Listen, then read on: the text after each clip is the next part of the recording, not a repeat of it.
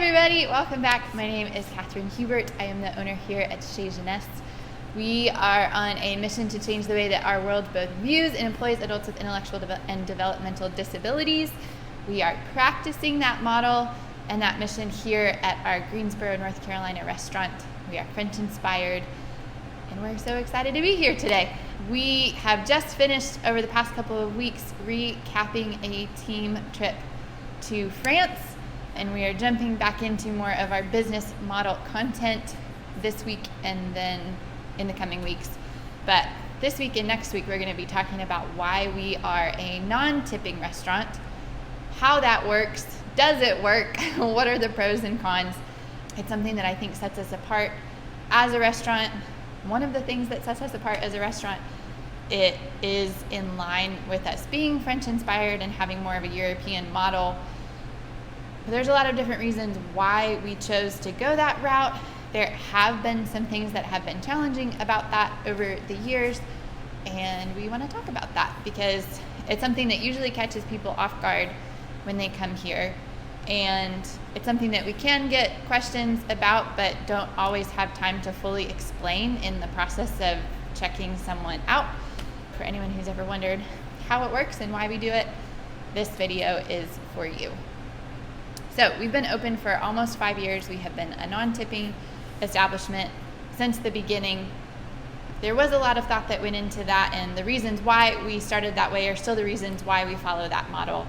One is that we are French inspired, and that is something that's fairly typical and traditional in French culture and in French restaurants, is that you don't really see tipping. Every once in a while, maybe if service is just really over the top, you might leave an extra tip, but it's not a percentage of your bill and your check. It's not expected. It's not something that's really woven into practices the way that it is here.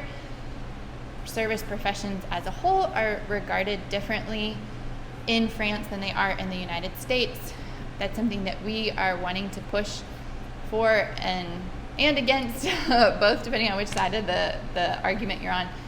Just that service professions are not always highly esteemed or regarded in our culture. Sometimes they're seen as just a stepping stone to something else, a fallback plan, something that you may do for a season, but not something that you would make a career out of.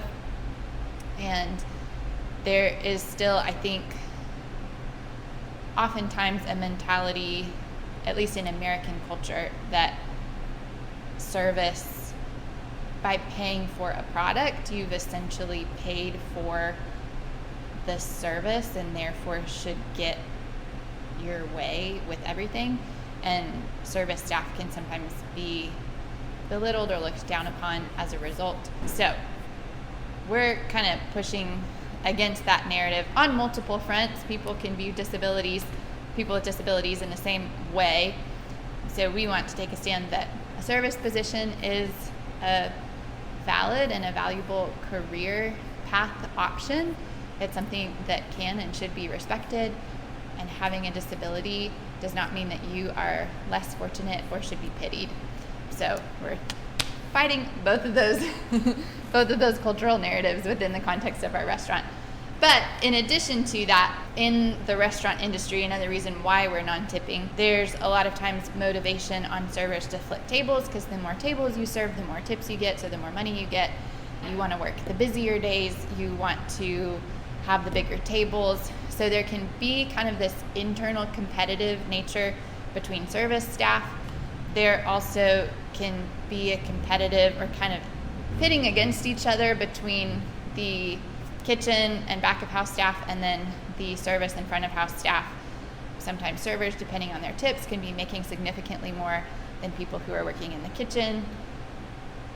Both are working equally as hard. Sometimes the kitchen feels like they're working harder, so why are they getting paid less? Then there's sometimes the service tips out the kitchen, and then that can cause resentment. There's just a lot of dynamics that can go back and forth that can kind of put the service and the kitchen staff against each other and not really working together as a team. So there's a benefit for us that everyone is paid an hourly wage. We're not tip based. Any cash tips that we do receive, we don't have a credit card option, but any cash tips that we receive get distributed among the whole staff. So kitchen and service staff are both benefiting from those cash tips. And that just enables us to not feel divided. If it's a slow day, servers don't have to stress out because they're making the same amount of money. You can budget and understand like what your average take home is going to be because you know what you've been scheduled for and what your pay rate is. And that is one of the other reasons why we're non-tipping, and something that's been important for us is that because over 50% of our staff are disabled adults, some of them depend on government services or funding to supplement their income. And services, especially financial services, once they're lost, they're hard to regain. And there's usually a wage limit that you can make at a job before your services start being impacted. So it's hard to know how to plan and to budget if your income is really unreliable. So for us, it's been important that our staff can literally bank on what they're going to make so they can plan for where their other sources of income are coming from, and they know the number of hours that they can work with us and then how that impacts other elements or areas of their life. And we didn't feel like that's not the case for every single person who's on our staff. Not everyone is receiving funding from other sources. However, it seemed like that wasn't fair or equitable to be saying, okay, so this portion of the staff gets to receive tips because you're not receiving funding from other sources, but this percentage doesn't. We wanted to make it the same across the board. So those are the primary, and the last reason, I almost forgot. The last reason why we're non-tipping is because we do want this restaurant to be a space where people can come in and they can feel the freedom for conversation and community to really happen around the table. And part of that is not having a time limit or constraint. And again, with that tipping model and trying to really flip tables or kind of rush people out or upsell people, all of that, like we wanted to just eliminate that so that if someone wants to sit here for 2 or 3 hours and enjoy a meal with a friend or by yourself, you have the freedom to do that, and that we're not going to be pestering or pushing and etc. We are busy on the weekends, and so I think sometimes people will feel that sense of like, we should probably get up and give our table, but we don't want that to be coming from us. If anything, usually that comes from other guests who are standing in line back there who start like looking around at tables and giving them the eye like it's time for you to get up. But that part's out of our control, and that's not something that we ever want to do with our guests. So those are the reasons.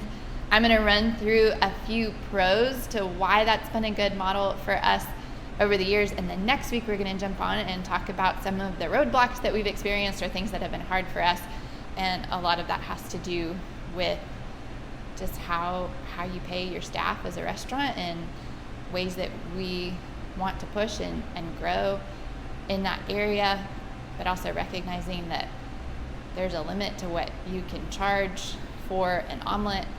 And so not wanting to overprice ourselves, but wanting to take care of our team. But living expenses and the living wage has continued to go up, and food costs have continued to go up. And so that's not something that we figured out yet, but we'll get to that next week. We'll today just stick to more of the pros. So obviously all of the pros are ones that I've just listed. It helps our staff be able to budget. It helps our experience to be more of a slow food or meal experience. It provides financial security and stability for our team. It promotes teamwork amongst our whole team and then amongst our service team to just pitch in and help each other out. And it provides an element for our guests of like, what you see on the menu is what you get. There are no other expectations that are placed on you when you check out. So those are some of the strong pros. Some other ones that may be a little bit more hidden. I do think that it changes. There's something just to the tone of it all that I think is spoken and a little bit intangible, but I do think it makes a difference in the experience that people have when they're here. It's also a really easy way for us to tell if someone's ever been here before or not. It's kind of a dead giveaway when someone comes to pay and they're like, wait, where do I tip? And we're like, oh, we don't do that here. This must be your first time. So it kind of gives us a way to open up conversation and to communicate to people who we are and what we do. It also gives us an indication of whether or not someone's familiar with who we are or they've been here before. So that I think you almost see like this surprise and kind of this release or relaxation that people experience when they find that out. I think it also helps in terms of creating return customers and repeat business. I think the whole like what you see is what you get aspect of it provides just a little bit more freedom for people who want to come regularly, because again, you can kind of plan and budget and know what to expect, and wanting to make things still accessible. So we do have items on our menu that are a little bit more expensive, but like if you want to come in and you're going to get a latte, like it would be really, you'd have to work to get something here that's going to be, more than $5, which I just think is nice because I like to support other businesses, and it's easy to walk out the door with like a $7 or $8 latte these days by the time you pay for it and tip. And so that starts to feel a little bit more like a luxury item instead of just a daily routine. And so I like that there are enough things that we're able to provide here that could be part of people's daily or weekly rhythms without feeling like there's always an add-on at the end. So those are the pros. Those are the reasons why we do it. Next week we'll get more into my like stress spirals of a business owner and figuring out how to make all the numbers work. They don't always work. They've worked for us enough to still be here 5 years in, but that doesn't mean that it is always working. And so there's kind of a constant, it's a fluid business and world, and things are constantly changing, and so we have to learn to change and adapt in order to sustain and survive. And COVID certainly put a damper on us in a lot of ways in that growth. And so the past year and like 2 years, we've really been working to push back out of that, but there's still quite a few things that I would like to do in terms of how we pay our staff, what kind of benefits we're able to offer, etc. And we want to be transparent about those things because that's important. So join us next week to learn more. That's it.